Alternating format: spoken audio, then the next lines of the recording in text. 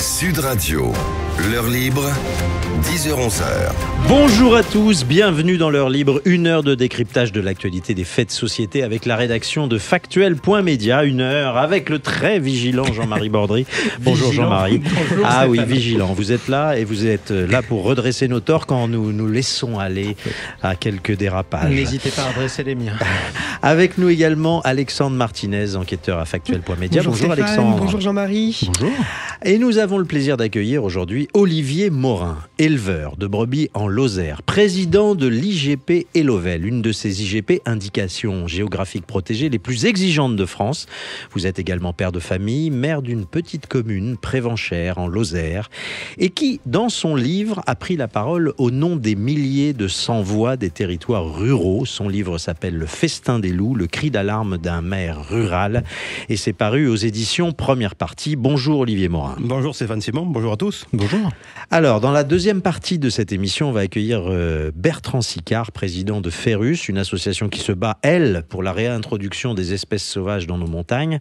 Je pense que ça va être l'occasion d'un échange passionnant, peut-être musclé entre vous tout à l'heure. Mais tout de suite, je voudrais que l'on parle de vous, Olivier Morin, et de votre parcours. Vous vous battez contre ce que vous appelez l'ensauvagement de nos campagnes. Je dois dire que c'est une notion très intéressante, car on connaissait évidemment l'ensauvagement de nos banlieues. Mais vous allez nous dire ce que c'est que l'ensauvagement de nos campagnes. Ça n'a pas grand-chose à voir, mais ça détruit, comme la violence dans nos cités, une certaine forme de rapport apaisé de notre civilisation avec la nature.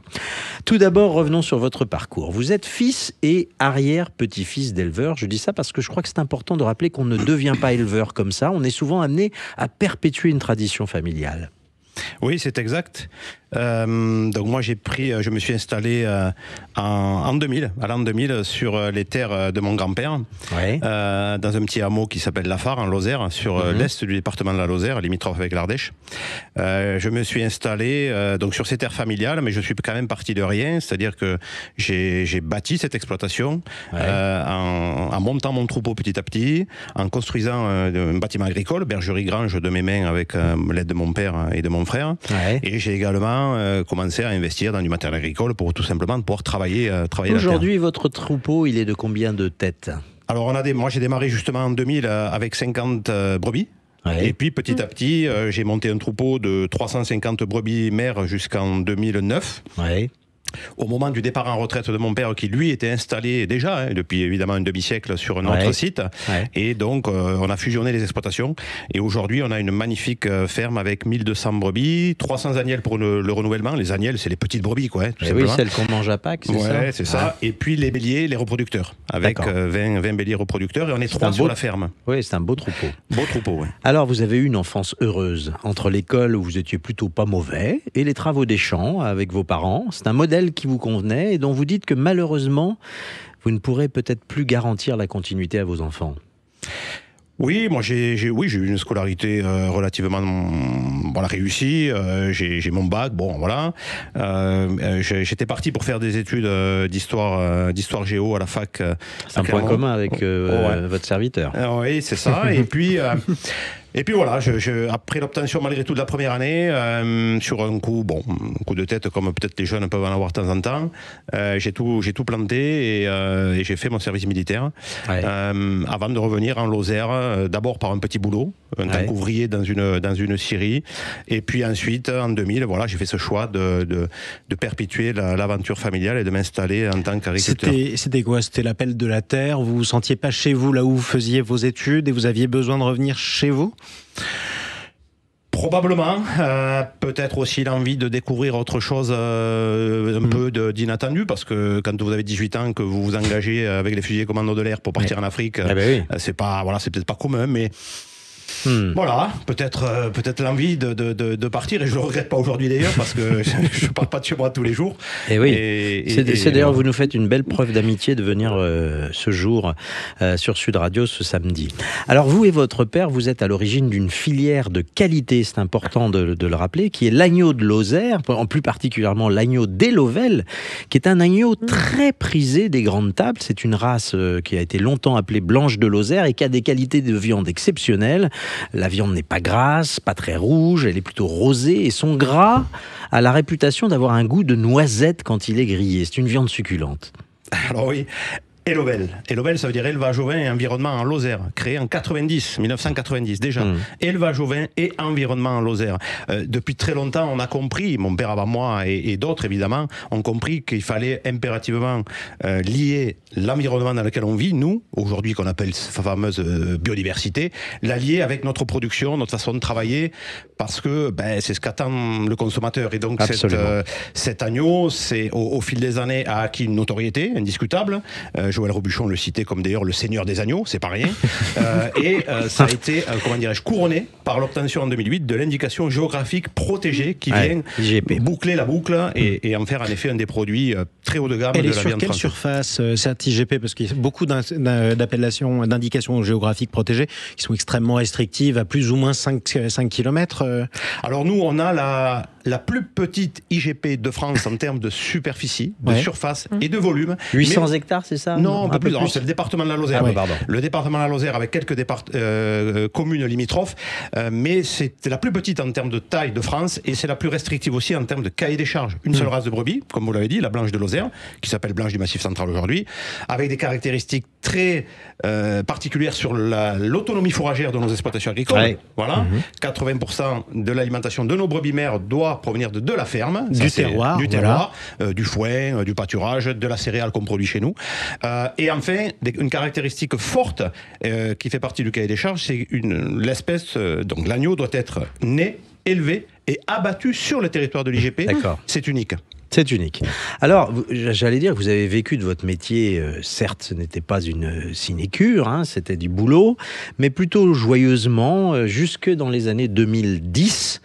Et là, je dis patatras, car le loup a été réintroduit dans nos montagnes, en Lozère en particulier. Je dis patatras parce que, à titre personnel, Olivier, vous comptez déjà plus de 150 brebis tuées directement par des attaques de loups. Oui, c'est exact. Alors, c'est vrai que le chemin de 2000 à 2010 n'a pas été facile pour une installation de zéro. Un jeune qui se lance aujourd'hui, c'est pas facile. Et d'ailleurs, ce message, c'est aussi un message d'encouragement à tous les jeunes paysans qui ont des difficultés, et de ceux-ci, s'il y en a, c'est de leur dire surtout ne lâchez pas, le travail finit par payer. Mais malgré tout, malgré le travail, malgré la difficulté, quand on vit sans prédation, quand on n'a pas d'attaque de loup, même si c'est difficile, on n'a pas un horizon qui est bouché. Et depuis 2010, avec le retour du loup sur le département de la Lozère, avec les premières attaques officielles en 2012, alors là, en effet, c'est un monde qui bascule. Et depuis 2012, je me bats. On est là pour en parler. On est là pour en parler. Absolument. Le loup avait complètement disparu en France depuis les années 30. Il a été réintroduit donc dans les années 90, un petit peu avant la Lozère. Et où est-ce qu'on en est aujourd'hui, Alexandre Martinez ?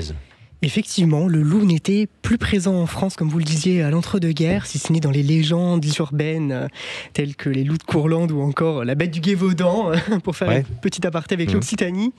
Et en tout cas, comme vous l'avez dit, il a été réintroduit progressivement. Alors c'est l'espèce qui est le loup gris, que l'on trouve également dans les pays frontaliers, en Italie et en Espagne. On a un nombre d'individus qui est croissant chaque année. En France, il s'agit de l'Office français de la biodiversité qui est en charge de l'estimation. Pour vous prendre un petit exemple, on était en 2021-2022 à 920 espèces recensées. Eh bien, en 2022-2023, on est à 1100. Donc, une constante augmentation. Et comme vous l'avez très bien dit, en 2010... on l'a vu apparaître maintenant dans la zone du Massif central, notamment en Lozère.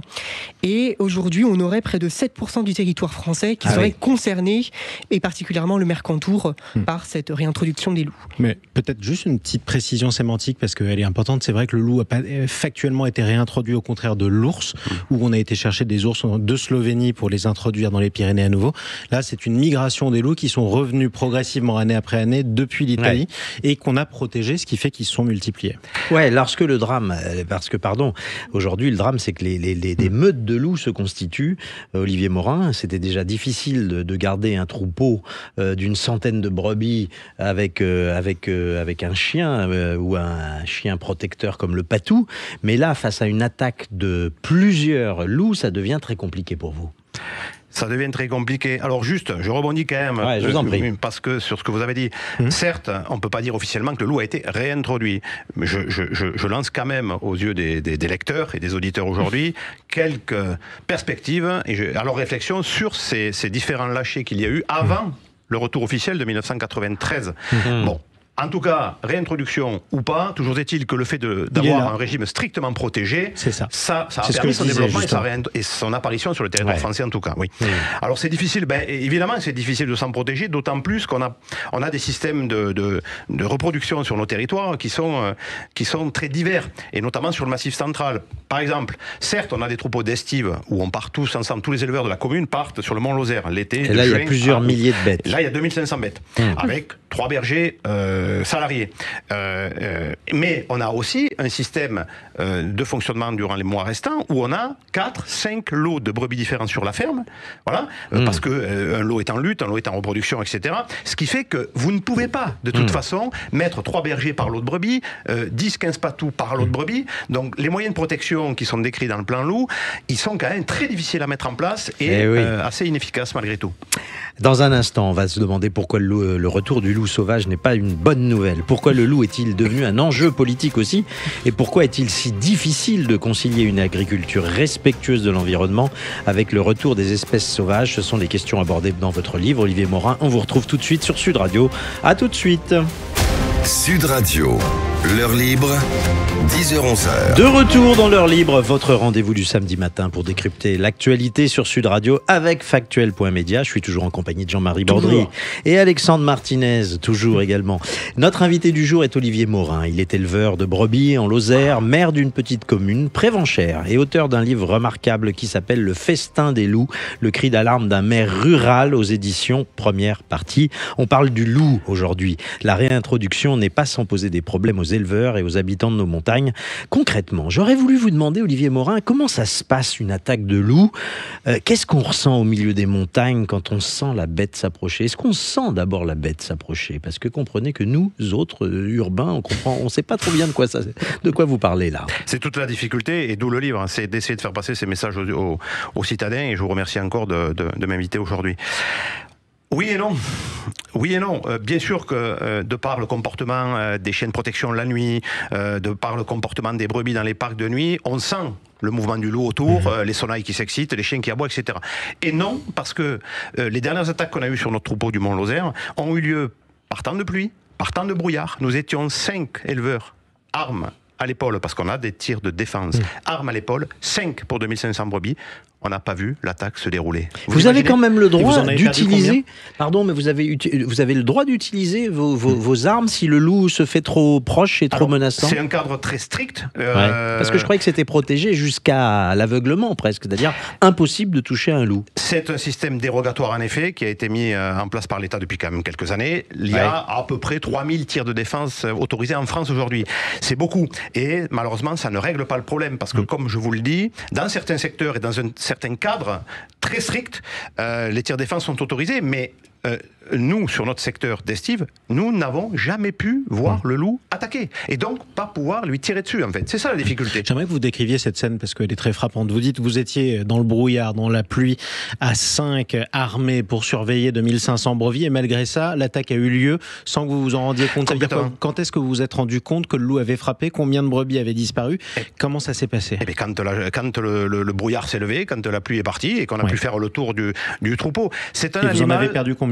Cette fois-là, on en avait perdu 7 brebis tuées et puis 1 ou 2 qui étaient blessées, et qui de toute façon finissent par agoniser. Et là aussi d'ailleurs, excusez-moi, mais le bien-être animal, je pense que si toutes les personnes qui aujourd'hui, peut-être en sincérité, défendent ces animaux-là, venaient voir les résultats des attaques de loup, je pense qu'il y aurait des surprises. Oui, c'est ce que vous expliquez, vous racontez, c'est fort, c'est profond, c'est si amer. Si j'avais eu l'énergie ce jour-là de prendre ma brebis sur mes épaules, je l'aurais descendue jusqu'à la préfecture de Mende pour l'exposer à la vue des journalistes, des citoyens, des élus. Comment notre société, dans la grandeur du bien-être animal, peut-elle accepter ce massacre, vous écrivez? C'est une des raisons qui m'a poussé à écrire ce bouquin. c'est cette injustice que l'on ressent. Alors bien sûr qu'il ne faut pas faire de mal à un chat, etc.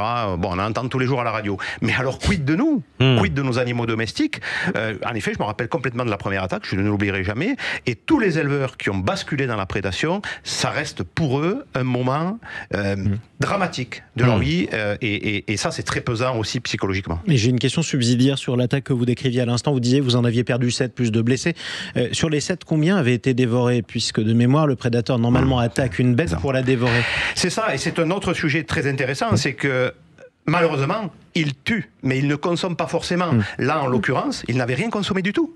Puisque nous, on est arrivé après la levée du brouillard sur le lieu de massacre, et il s'est enfui évidemment. Il n'a rien consommé. Donc, bien sûr que le prédateur, il faut qu'il se nourrisse, mais de là à tuer 7 brebis et en massacrer 3 autres, et pour pas manger 1 kilo de viande, c'est quand même très compliqué et très dur à digérer pour nous. Revenons sur ces massacres que font les loups. Quand ils attaquent un troupeau comme ça, Alexandre Martinez, je voulais vous demander, qu'est-ce que prévoit l'État pour dédommager les éleveurs là, quand ils sont attaqués par les loups? Les fameuses 7 brebis là, touchées, par exemple. Effectivement, lorsqu'on se retrouve face à un tel massacre, il y a une aide compensatoire de la part de l'État qui est sous forme de subvention. Alors en ce qui concerne notamment l'installation de clôtures de protection, fils électriques, on a également des aides pour l'achat de chiens de troupeau, qui sont quand même, rappelons-le, essentiels pour pouvoir protéger. Et je pense à votre cas, avec près de 350 bêtes, c'est quand même considérable. Et puis on peut avoir aussi des aides pour le gardiennage. Et parfois on le voit aussi sur certains sites de préfecture, on a des aides qui cumulent, on le voit par exemple pour la préfecture du Lot, 80% pour les chiens, ou alors encore 80% pris en compte. Vous disiez, Olivier Morin, hors antenne, que vous touchiez 200 € par brebis tuée. C'est variable, ça dépend. Enfin, 200 €, c'est pas beaucoup d'argent. Brebis pleine, brebis vide, agnelle, brebis meuleuse, il y a tout un critère de cahier des charges. Mais ça, en moyenne, on va dire 200 €. Brebis pleine, ça veut dire qu'il attend un agneau. Elle a 1 ou 2 agneaux, mais quoi qu'il arrive, et que mon message soit pas mal interprété, bien entendu qu'il faut indemniser les éleveurs, c'est tout à fait normal. Bien entendu qu'il faut continuer de les soutenir pour mettre en place ces moyens de protection qui sont, même s'ils sont inefficaces, qui sont aujourd'hui à minima nécessaires. Mais c'est pas de l'argent qu'on veut. Jamais on ne remboursera le mal qu'on nous fait, le mal qu'on fait à nos animaux, le mal qu'on fait à nos familles, et les conséquences économiques, on ne les remboursera jamais. Une brebis, même 200 €.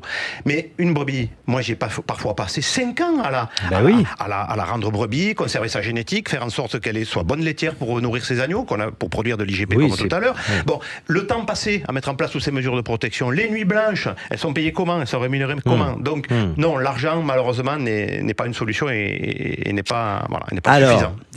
L'État, quand même, consacre 38 millions d'euros à la protection des troupeaux.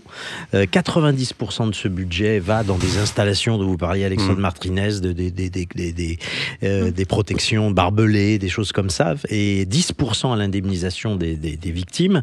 Est-ce que c'est suffisant, tout ça? Parce que ça pose quand même une question, c'est beaucoup d'argent pour finalement protéger des troupeaux.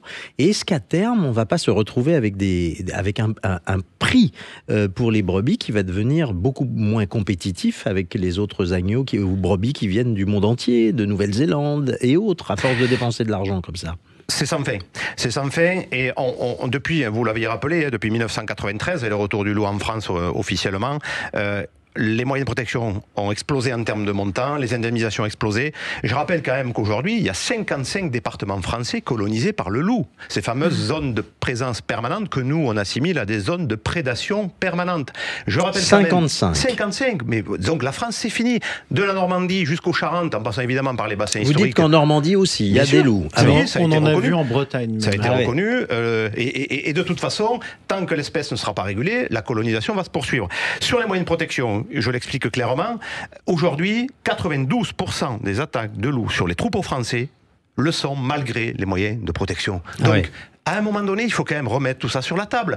On n'y arrivera pas en restant dans ce logiciel-là, très coûteux pour nos concitoyens, parce qu'au final, qui c'est qui paye? C'est vous, par vos impôts, et inefficace, et qui poursuit la détresse des éleveurs. 40% de diminution du cheptel ovin français depuis 15 ans.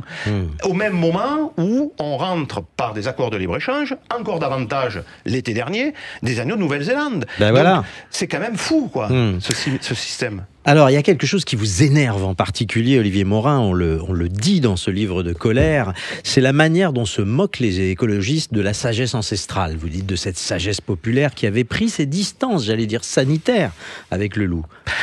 Mais alors, c'est la difficulté, et on va le voir tout à l'heure dans le débat avec Bertrand Sicard, c'est que aujourd'hui, on fait croire aux gens qui ont perdu en effet le lien au territoire, notamment le lien à l'agriculture. 80% des Français vivent en ville. Et s'il y a un siècle, tous les Français avaient un lien direct à la paysannerie par leurs parents, grands-parents. Aujourd'hui, c'est plus le cas. Donc, ils se détachent de la réalité. Et donc, c'est tellement plus facile de leur dire que le loup n'a jamais été une menace pour l'homme, etc. J'ai essayé de leur rappeler en effet une 30aine de pages. Toute l'historique, toutes les mesures de protection que prenaient les humains, mais pour leur propre vie vis-à-vis de cet animal. Que ce soit des fosses à loups autour des maisons, que ce soit avec des lances à loups, que ce soit avec des feux qui étaient allumés dans les villages pour se protéger. Donc, attention, ne méprisons pas cet animal, respectons-le pour ce qu'il est, et nous les éleveurs, je peux vous assurer que on sait ce qu'est un loup, et on le respecte en ce sens-là. Les néo-écolos, vous dites, considèrent que la nature seule suffit à son équilibre, mais l'état de nature, c'est en vérité pas très reluisant. La nature n'est pas naturellement bonne. Non, elle n'est pas bonne, et quand on la livre à elle-même, elle finit toujours par finalement s'autodétruire. Regardez, c'est dans les grands parcs nationaux sur la planète qu'ont eu lieu les plus grands incendies ravageurs ces 10 dernières années. Pourquoi ? Parce que l'homme entretient cette nature par les activités agricoles, alors je reviens évidemment beaucoup sur le rôle de l'agriculture en termes de pâturage, d'écobuage, d'entretien de l'environnement qui limite les incendies, etc., etc. Donc non, l'homme a sa place clairement au cœur de cette nature. Ouais. Alors on va se demander dans un instant si la réintroduction du loup n'a pas été une chimère finalement, et nous serons avec le président de Ferrus, monsieur Bertrand Sicard. Ferrus, c'est l'association qui s'est battue justement pour la réintroduction du loup et des espèces sauvages dans la montagne. À tout de suite sur Sud Radio. Sud Radio, l'heure libre, 10h-11h. De retour dans l'heure libre, votre rendez-vous du samedi matin sur Sud Radio pour regarder l'actualité à la loupe. Je suis toujours en compagnie de Jean-Marie Bordry et d'Alexandre Martinez. Notre invité du jour est Olivier Morin, éleveur de brebis en Lozère, maire d'une petite commune, Prévenchères, et auteur du livre Les Festins des loups, le cri d'alarme d'un maire rural aux éditions Première Partie. Et il nous a rejoint, et on est ravis de l'accueillir, Bertrand Sicard, président de l'association Ferrus. Alors Ferrus, c'est la première association nationale de protection et de conservation de l'ours, du loup et du lynx en France. Bonjour Bertrand Sicard. Bonjour et merci de m'avoir invité. Alors, cher Bertrand Sicard, vous allez avoir la lourde charge de défendre les espèces sauvages. Vous savez que nos anciens décrivaient le loup comme une créature du diable. Vous serez donc l'avocat du diable, si j'ose dire. Olivier Morin. Quel honneur. Olivier Morin nous expliquait que le retour du loup sauvage n'a pas été une bonne nouvelle pour le métier d'éleveur. Évidemment, vous regardez les choses d'une autre manière. Bertrand. Oui, tout à fait. Alors nous, chez Ferrus, on travaille avec les éleveurs, donc on n'est pas des hors-sols. On comprend leurs difficultés dès les premiers temps. Le loup est revenu naturellement d'Italie en 1992. D'ailleurs, les Italiens nous avaient prévenus déjà depuis longue date, sachant que le loup s'était réparti progressivement dans toute la botte italienne. Je crois que vous n'êtes pas d'accord, vous, sur la réintroduction du loup. Vous dites que on ne sait pas si c'est artificiel ou naturel. Mais bon, on n'y arrivera pas. Enfin bon, les preuves scientifiques sont là, et puis les naturalistes, mais moi je suis prêt à discuter de tout. Voilà, donc il est revenu naturellement, et c'est vrai qu'il a posé d'emblée des problèmes au niveau de l'élevage ovin, surtout.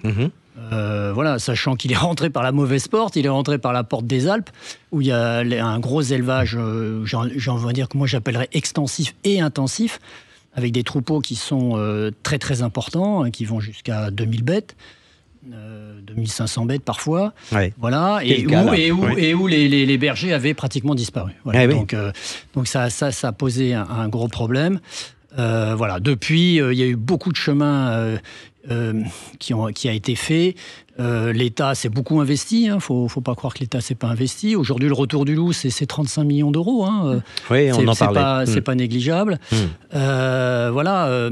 Il a poussé les éleveurs remettre des bergers sur les troupeaux, à s'équiper en chiens de protection. Donc ça a été, nous on reconnaît une petite révolution pour les éleveurs. C'est un prix à payer pour le retour de la grande faune. En France, en Europe. Pourquoi c'est si important la grande faune ? C'est pas qu'en France, c'est dans toute l'Europe occidentale, la grande faune revient, en particulier les loups, mais le lynx aussi. Alors, je voulais vous demander, en quoi c'est si important que ça, la grande faune ? Parce que c'est un animal, le loup, qui est en bout de chaîne alimentaire, et évidemment, il n'y a personne pour tuer le loup, à part l'homme éventuellement. C'est vrai, ou les loups entre eux, parfois. Ou les loups entre eux. Oui, tout à fait, il est au sommet de la chaîne alimentaire. C'est ce qu'on appelle un grand prédateur, avec l'ours et le lynx. C'est une espèce chapeau. Et pour nous, il est garant, je dirais, d'un système écologique sain. Voilà, aujourd'hui. C'est-à-dire ? Alors, c'est-à-dire que le loup va veiller à la régulation des ongulés, en particulier. Les cervidés, par exemple, les chamois. Les cervidés, alors les chamois, ça c'est une chose. Les chevreuils, alors les cerfs un peu moins, parce qu'on ne peut pas dire qu'on ait beaucoup de cerfs en France, mais surtout les sangliers aussi. Vous savez qu'on a un gros problème avec la gestion des sangliers en France, ça coûte quand même 50 millions d'euros par an, comparé aux 35 millions d'euros de loups.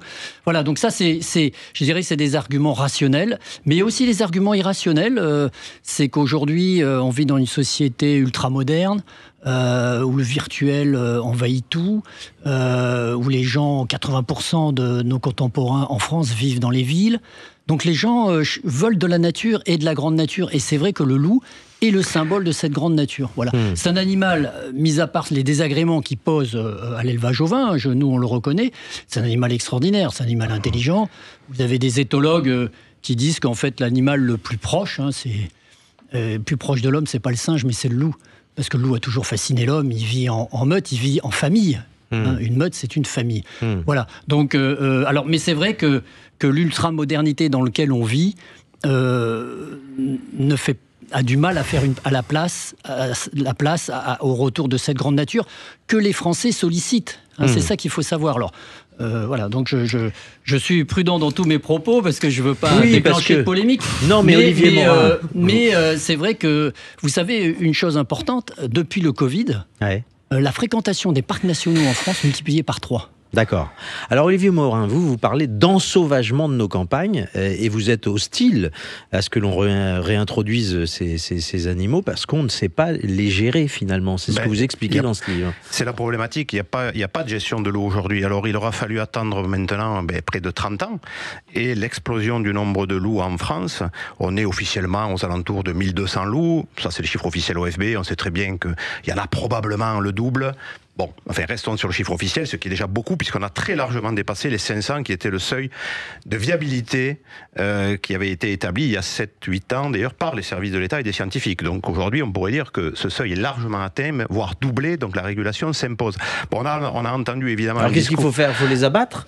De toute façon, il faut réguler. Vous l'avez dit, le loup n'a pas de prédateur naturel. Au-dessus de lui, ça c'est sûr. Bon, donc si on le laisse comme ça, avec une carte blanche, il va en effet procéder au festin des loups. Mais il procède au festin des loups sur les troupeaux domestiques en priorité. Je rappelle quand même qu'il y a eu l'année dernière, chiffre officiel encore une fois, près de 13 000 animaux domestiques massacrés en France. Brebis, bovins, équins, chiens de protection. 14 000. Je ne parle pas des attaques sur la faune sauvage. Je renvoie dans le bouquin à l'étude faite par la Fédération départementale des chasseurs de la Drôme, qui a tiré l'alarme, la sonnette d'alarme déjà il y a 4 ans. Ils ont aujourd'hui chez eux plus de gibier. J'ai encore reçu, avant de rentrer tout à l'heure, une photo d'un sanglier dévoré chez moi. Donc il impacte les troupeaux domestiques, il impacte la faune sauvage. Allons-nous attendre qu'il impacte l'homme, comme il l'a fait au cours des siècles ? Bertrand Sicard, comment régler la prolifération des loups ? Alors, je pense qu'il n'y a pas de prolifération du loup. Déjà. Le loup, c'est un animal qui s'autorégule. On le sait très bien aujourd'hui. Le loup, une meute occupe à peu près 200 km² et il ne tolère pas d'autres concurrents. Et d'ailleurs, les loups, je ne sais pas si vous avez vu le dernier film de Jean-Michel Bertrand, Vivre avec les loups, qui est un film emblématique qui remet les pendules à l'heure et qui pose des bonnes questions. Et il nous explique que les loups, parfois, ont des combats violents entre eux parce qu'ils ne supportent pas de dépasser une certaine densité. Voilà.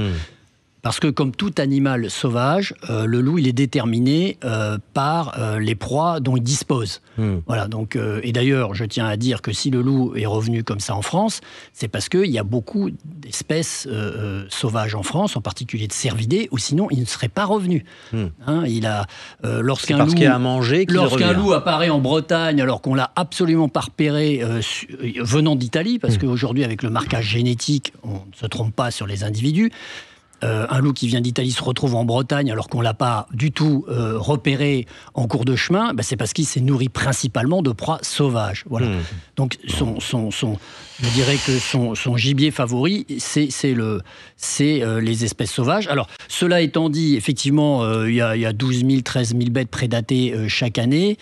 Mais bon, il faut connaître le chiffre de l'élevage ovin en France. C'est 6 millions de têtes. Voilà. Il faut savoir que chaque année, il y a 5% de perte d'ovins pour des tas de raisons. Parce que le mouton, enfin, monsieur me contredira pas, c'est une espèce domestique fragile. Je suis pas sûr qu'il vous contredise pas. Non, mais bon, non, mais je peux un peu j'ai qu'une envie, c'est vous interrompre, mais je respecte. Non, mais il faut qu'on puisse discuter. Voilà. En tout cas, le mouton, c'est un animal fragile qui meurt d'accidents, de maladies.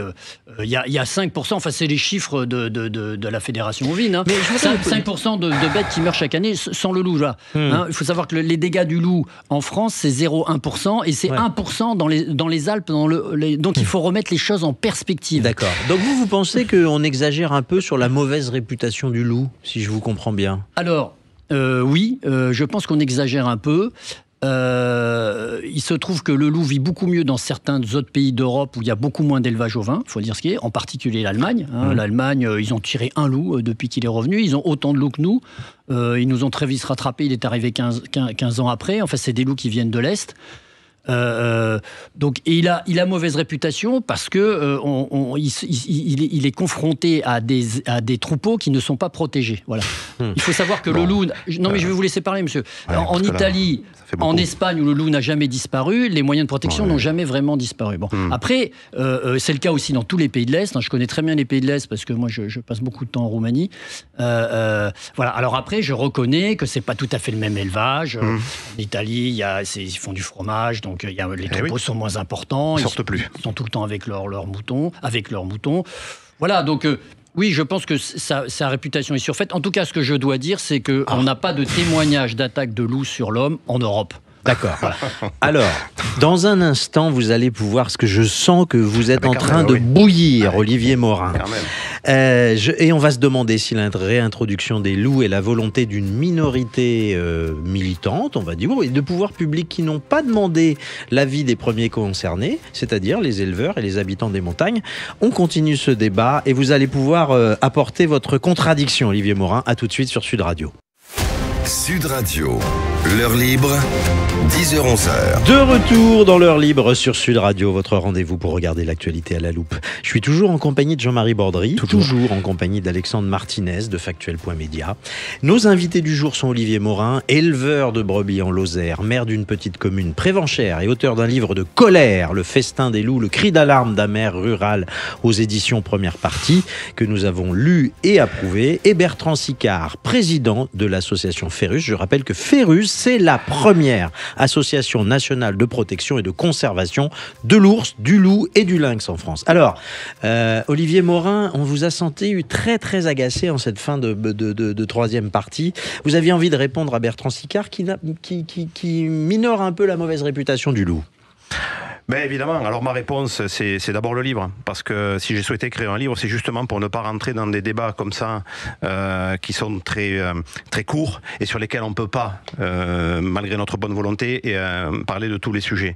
Donc j'ai choisi de l'écriture et c'est une façon apaisée de parler de cette problématique. La grosse différence qu'il y a entre nous, certainement, il y en a plusieurs, mais il y en a une, c'est que nous sommes des hommes. Oui, ben je crois que M. Sicard aussi. Nous défendons l'humain.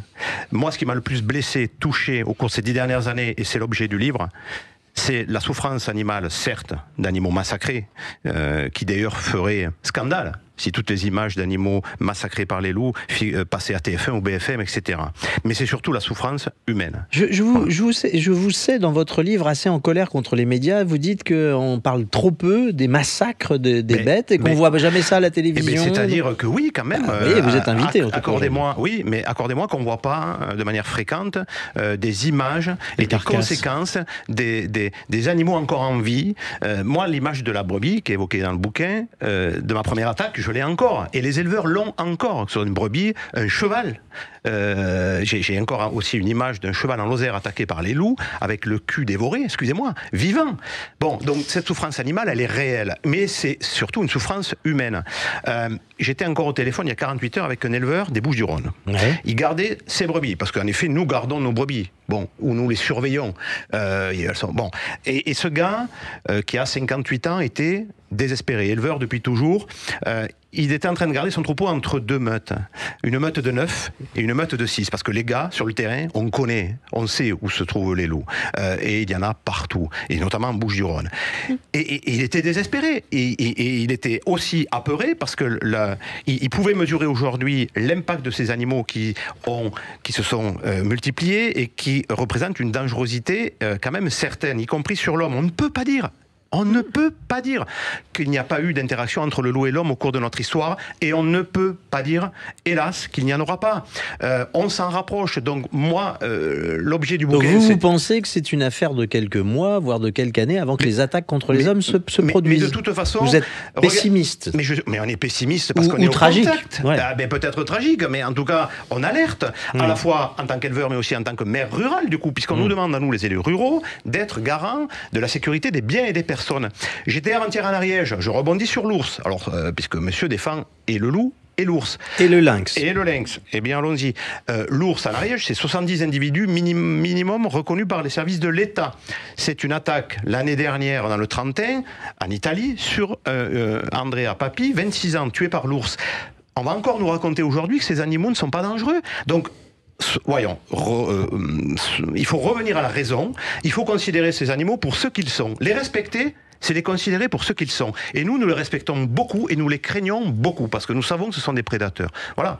Alors après, évidemment, chacun développe ses arguments. Alors, je voudrais vous entendre sur la protection des troupeaux, parce que je dirais que chez Ferrus, j'imagine, comme dans d'autres associations, on dit qu'il est possible de faire garder les troupeaux avec les fameux chiens de garde qu'on appelle les patous. C'est des très gros molosses comme ça. Et puis, y a les border collies aussi qui encadrent, mais eux qui ne protègent pas. Hein, on est d'accord. Vous dites que c'est possible de faire... Je voudrais juste revenir sur les propos de monsieur Morin. Parlant des massacres que peuvent faire les loups sur les troupeaux, en général, le loup, il tue net et clair sa proie. Hein, il l'attrape au cou. J'ai un ami vétérinaire qui fait régulièrement des constats. Il m'a dit, tu sais Bertrand, il venait de faire ses premiers constats de loup et il avait l'habitude de faire des constats d'attaque de chiens sur les troupeaux. Il m'a dit, écoute, au moins avec le loup c'est clair. Voilà. Pourquoi il ne mange pas tout ce qu'il tue ? Alors attendez, je termine, je vais vous répondre. Donc ça c'est important et il faut que... Il tue net et clair. Alors quand on me dit que des bêtes ont été dévorées par l'arrière, ça sent plutôt le chien. On peut se tromper, mais on n'est jamais sûr que c'est vraiment du loup. Il faut vérifier, voilà, parce que depuis qu'il y a du loup en France, il n'y a plus d'attaque de chiens sur les troupeaux. Hein. Il n'y en a plus. Ah d'accord. Des chiens, ce qu'on appelle divagants. Voilà. Donc il y a quand même une question. Alors je veux bien que les loups fassent du nettoyage dans la nature, parce que c'est vrai qu'ils peuvent attraper des chiens domestiques qui traînent. Hein. Mais voilà, donc ça il faut déjà reconnaître ça. Beaucoup d'attaques de loups qui sont dénombrées sont, d'après vous... Je dis pas tout, mais je dis qu'il faut bien vérifier. Vous pensez qu'il y a aussi des attaques de chiens? Bien sûr. Alors, l'autre sujet que je voulais dire aussi, c'est à propos... et puis il faut répondre à Jean-Marie aussi. Hein, il faut savoir aussi qu'il y a beaucoup de dégâts à cause des dérochements en montagne. Parfois, des moutons sont sur des alpages très pentus. Quand un loup arrive, les moutons, c'est la panique. Et surtout s'il n'y a pas de chien, encore moins de bergers, c'est la panique. Les moutons partent dans tous les sens, ils roulent, et à ce moment-là, c'est le carnage. C'est comme ça que les chiffres ont augmenté. On a 12 000 ou 13 000 bêtes prédatées. Beaucoup de grosses tueries, j'ai envie de dire, sont dues à des dérochements. Voilà. En plaine, ça se passe très différemment. Je reviens sur l'ours. Alors, sur l'ours, effectivement, il y a eu une mort dans le Trentin sur un jogger. En Italie, mais en fait, on ne connaît pas vraiment les circonstances. Voilà, faut le savoir. Moi, je dis pas que l'ours n'est pas dangereux. Dans les pays où il y a des ours, il faut faire attention. Mais dans les Abruzzes, il y a 100 ours et il y a pratiquement pas d'accidents. Alors, dans les pays de l'Est, c'est peut-être un peu différent en Roumanie, mais il faut voir aussi les Roumains, les risques qu'ils prennent avec les ours. Voilà. Donc, juste pour vous dire qu'un animal, même un animal domestique, ça peut être dangereux. Il faut vous méfier de votre chat, de votre chien. Il y a 200 000 morsures de chiens par an en France. 60 000 personnes envoyées à l'hôpital chaque année. Et chaque année, il y a des grands-mères et des enfants qui sont tués par les chiens. On connaît l'histoire du facteur qui se fait mordre par le chien. Tous les chiens. Alors, je voudrais, il y a quand même une question qui est juste la question. J'aimerais juste qu'on vienne. Pourquoi il ne mange pas tout ce qu'il tue? Vraie question. Alors, en général, il mange tout ce qu'il tue. En général, ils mangent tout ce qu'ils tuent parce que les loups, souvent, quand ils attaquent, ils n'ont pas mangé pendant une semaine ou deux. Ils sont capables C'est pas ce qu'a vécu. Si je dis ça, c'est pas ce qu'il a vécu, Monsieur Morin. Alors après, il peut y avoir des affaires d'overkilling, ce qu'on appelle, c'est-à-dire que quand il n'y a pas de chien. Pour tenir les loups, il y a des phénomènes. Les moutons partent dans tous les sens et les loups, ça les rend un peu fous et ils ont tendance à mordre un ou deux bêtes ou trois bêtes. Voilà. D'accord. Alors, il y a quelque chose qui est intéressant dans votre livre, Olivier Morin, c'est que vous dites vouloir revenir à avant, ce qui est le credo des pro-loups en tout cas, c'est le fruit, vous dites, d'une certaine méconnaissance de la nature, car vous dites, savent-ils vraiment ce qu'était avant ? Oui, c'est la difficulté, c'est que nous, on y vit vraiment sur ces montagnes, et si on devait revenir comme avant, d'abord, déjà, je rappelle qu'avant, le loup, il n'était pas protégé. Parce que l'homme a toujours su que c'était son plus grand ennemi, donc il l'a toujours chassé. C'est ça la raison aussi historique. C'est pas parce que les gens étaient des fous furieux, etc. C'était pour se protéger leur troupeau et protéger leur vie. J'évoque dans le livre les derniers méfaits de la bête des Cévennes, chez moi, sur mon secteur des Cévennes, à la fin du 19e. Alors, je sais, on va nous raconter que ce sont des histoires. Non, ça suffit. Il faut être quand même un peu sérieux, un peu crédible. Parce que sinon, on va vers de grosses difficultés dans les mois et les années qui arrivent. Donc, et puis, quand même... sur les moyens. Alors vous parliez de la protection, bien entendu que les éleveurs ont fait des efforts colossaux pour essayer de protéger leurs troupeaux. On va pas y revenir, mais entre les bergers, les patous, etc.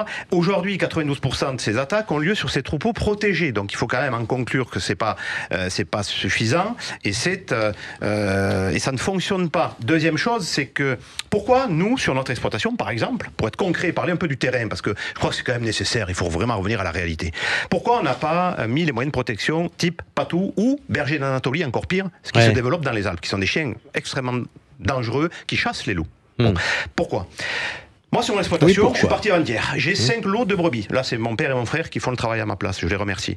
5 lots de brebis parce que on a en effet des brebis qui sont pleines, des brebis qui sont en lutte, c'est-à-dire qui reprennent le bélier, des brebis qui sont allaitantes, qui font téter leurs agneaux. Donc, des lots différents. 4 lots. Il me faudrait, un berger par lot. Alors 5. Il me faudrait 3, 4, 5 patous par lot. Allez, ça fait 20. Et donc pour tenir un troupeau, il faut une quinzaine de chiens et 3 ou 4 brebis. Faut être raisonnable. Et en plus, on veut conserver une certaine paix et tranquillité. Depuis le retour du loup, les éleveurs, ils sont toujours entre le marteau et l'enclume. On nous dit qu'on n'est pas bon pour protéger nos troupeaux. Quand nos chiens de protection agressent malheureusement des touristes, et nous, des touristes, il nous en faut, on en veut. On a besoin du tourisme sur nos montagnes. On ne veut pas rester isolés, comme ça, bunkériser nos exploitations. Leur vendre votre fromage de chèvre. Vendre l'agneau de Lozère ou le fromage de chèvre. Mais on ne veut pas d'attaque sur le touriste avec nos chiens de protection. C'est pour ça qu'on n'en met pas. Et ensuite, en plus, c'est l'éleveur qui est responsable juridiquement. Donc, pour faire court, grosso modo, depuis le retour du loup sur nos montagnes, on n'a plus cette paix, cette discussion apaisée avec les gens qui viennent nous voir. Eh ben, c'est ça que je voulais vous entendre dire, c'est que finalement, vous ne croyez pas à la capacité d'une coexistence pacifique entre une agriculture et un élevage, on va dire, respectueux de l'environnement et la réintroduction d'espèces sauvages. Vous, j'imagine que si, vous y croyez. Alors, nous, tout simplement parce que monsieur parle de la réalité du terrain, mais la réalité du terrain aussi, c'est que vous avez 80% des loups qui sont aujourd'hui dans les Alpes. Alors je dis pas que ça se passe toujours très bien, mais il y a beaucoup d'éleveurs qui se défendent très bien. Voilà. Ouais. Après, il peut y avoir, il n'y a jamais zéro défaut. Hein. Quand vous mettez des systèmes de sécurité en place, il y a toujours des failles. Voilà. Donc en tout cas, l'État investit beaucoup. Et quand vous parlez de chasser le loup, on tue 200 loups par an en France. On va en tuer cette année 210.